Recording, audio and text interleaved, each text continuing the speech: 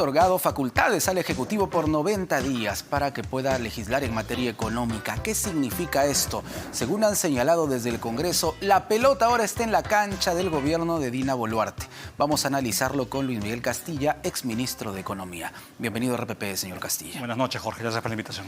¿En qué temas específicos el Ejecutivo va a poder legislar tras la decisión del Congreso de la República?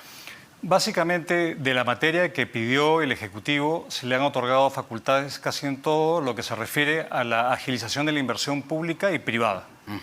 Esto creo que es positivo porque atiende no solamente al hecho de reactivar la economía, sino al cierre de brechas, que es tan importante en el país, y a impulsar el crecimiento a mediano plazo.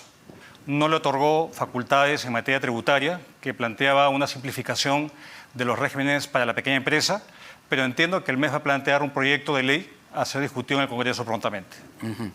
El ministro había presentado, el ministro Alex Contreras, el plan Compuche Perú, otros similares también para reactivar el turismo. A nivel económico, ¿cómo va caminando este Ejecutivo?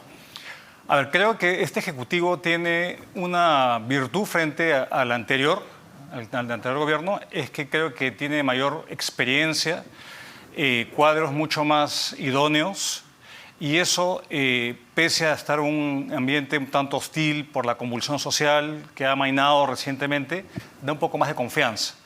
Sectores que son claves para la inversión pública, como transportes, como vivienda, están en manos profesionales, y esto creo que nos debe dar un respiro, porque ya es hora que gobiernen, ¿no? Han pasado más de 18 meses sin gobernar, presupuestos sin ejecutar, y esto obviamente es el caldo de cultivo para el descontento de la gente, ¿no? Sí, que claro, no recibe servicios y hay obras paralizadas. En fin, hay muchos problemas de gestión pública que creo que este gobierno tiene la capacidad de acometer en tanto haya mayor estabilidad.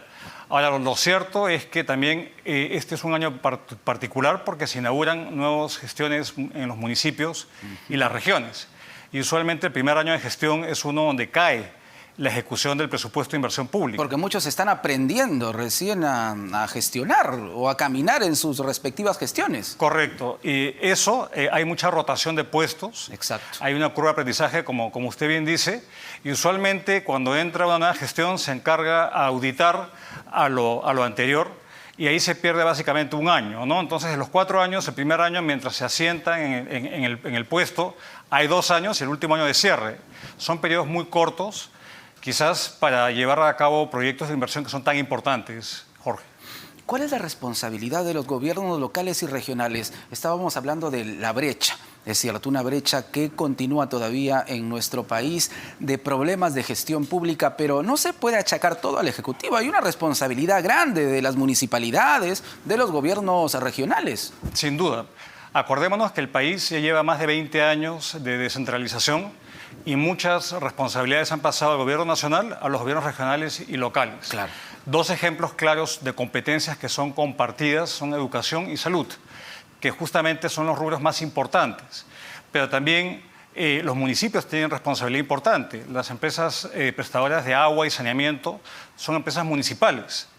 Y tenemos un problema muy serio de acceso a agua a las 24 horas del día en muchas partes del país. Claro. Ni hablar de la seguridad ciudadana y muchos otros temas que son responsabilidad de los gobiernos locales y regionales. Y lo que vemos es que hay mucho problema de capacidades, altísima tasa de rotación, mucha corrupción, lamentablemente, y esto hace de que todos los años el conjunto, los 3 niveles de gobierno, dejen 16.000 millones de soles sin ejecutar.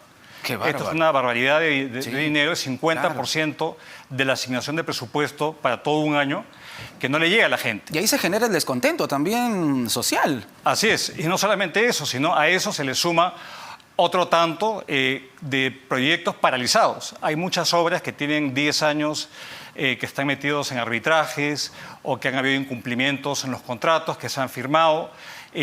Hay un tema central y creo que el MEF apunta en la dirección adecuada, es en asegurarse que los expedientes técnicos sean sólidos, porque muchas veces el problema central son expedientes técnicos deficientes que acaban en problemas en una obra que se paraliza. Entonces, es un costo hundido que se paga y finalmente la gente pues no ve una posta médica equipada y ve muchos proyectos a la mitad y esto obviamente exacerba el descontento.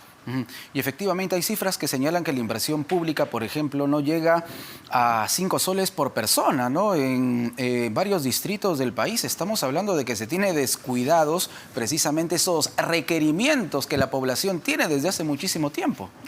Creo que es propicio aclarar eso porque, a ver, lo que tenemos es 1.900 distritos en el país y de los cuales hay un fondo que se llama Fondo Común, que es más o menos 7.500 millones de soles, que son 2 puntos del IGB.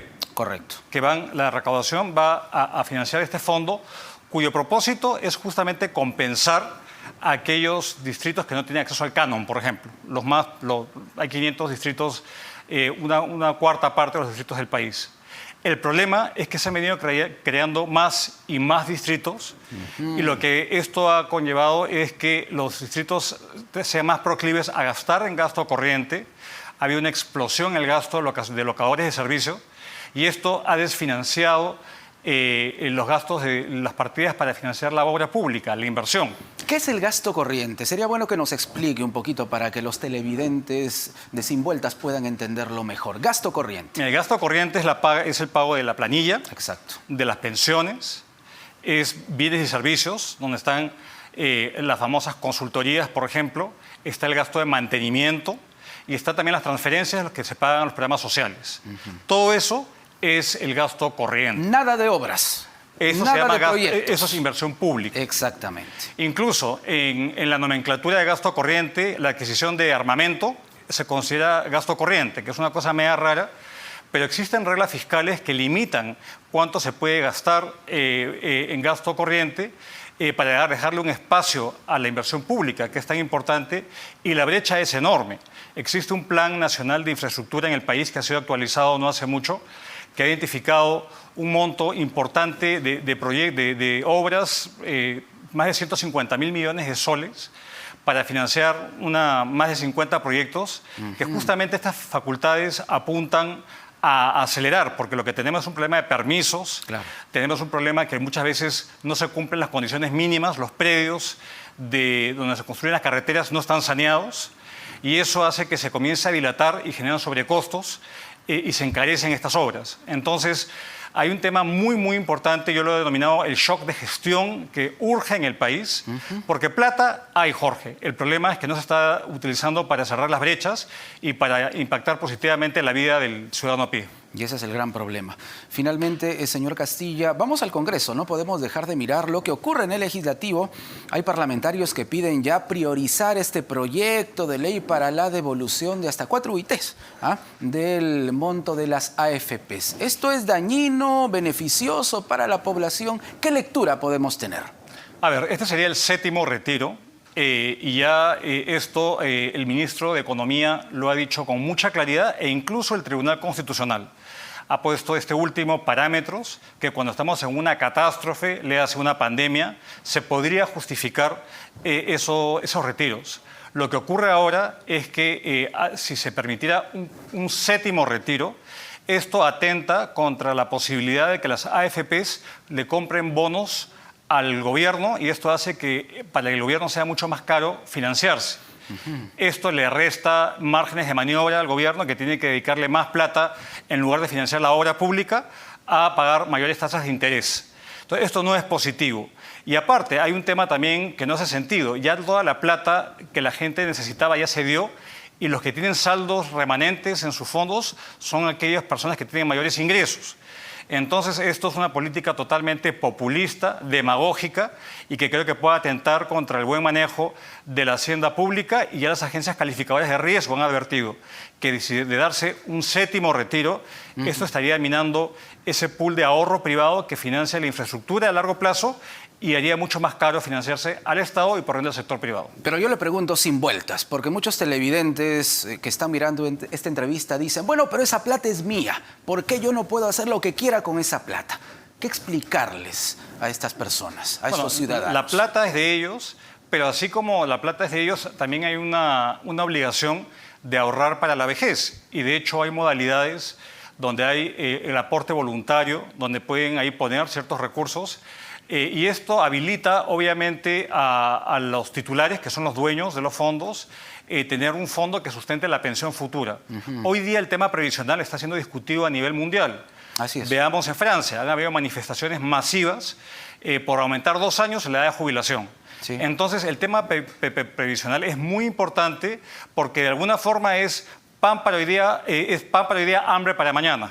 Y estas políticas cortoplacistas lo que añaden es una carga mucho más grande a los futuros contribuyentes y a las familias que tienen que sobrellevar, digamos, los pagos de pensiones y los pagos de salud de los adultos mayores. Entonces, creo que valdría la pena ser un poquito más riguroso.